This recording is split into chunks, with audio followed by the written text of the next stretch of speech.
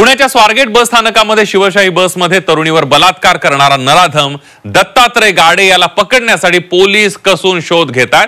पुण्याच्या शिरूर मधल्या गुनाट या गावामध्ये गाडे लपला असल्याचा पोलिसांना संशय आणि त्याच्या शोधासाठी पोलिसांनी दिवसभर ड्रोनने शोध मोहीम राबवली आहे। तसंच श्वान पथकाची ही मदत घेतली आहे। या तपास कार्यात त्यांना गावकऱ्यांची मदत झाली। दरम्यान अंधार पडल्याने काही काळ शोध मोहीम थांबवण्यात आली, मात्र त्यानंतर लगेचच पुन्हा तपास कार्य हाती घेण्यात आलं। तसंच अनेक पथकं वेगवेगळ्या मार्गावर तैनात करण्यात आलेली आहेत।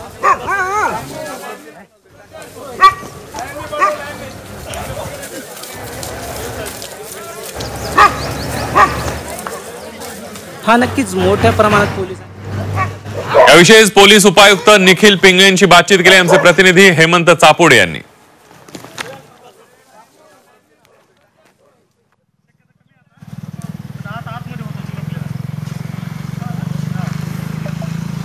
आपल्यासोबत डीसीपी आहेत। सर, काय सांगाल, आता शोध मोहीम थांबवलेली आहे, कशा पद्धतीने आता या पुढची रणनीती असणार आहे? शोध मोहीम कुठल्याही प्रकारची थांबवलेली नाही। आता अंधार पडलेला असल्यामुळे आणि आसपास जर तुम्ही पाहिलं तर सगळी ऊसाची शेती आहे। 10-10 फूट उंच ऊस सगळीकडे दिसतोय आणि त्यामुळे शोध मोहिमेचं स्वरूप आता वेगळ्या पद्धतीने रात्रीचं राबवलं जाणार। दिवसाच्या वेळी आपण मॅन्युअली फिजिकली सगळे जवळपास 100 पेक्षा जास्त पोलीस या ठिकाणी तुम्ही बघितलेत आज, त्यांना घेऊन आपण प्रत्येक शेतामध्ये घुसून त्या ठिकाणी शोध घेतला होता। परंतु आता रात्रीच्या वेळी ती पद्धत जी आहे ती थोडीशी वेगळ्या पद्धतीने आमच्या गुन्हे शाखेच्या पद्धतीने या सगळ्या गोष्टी चालणार।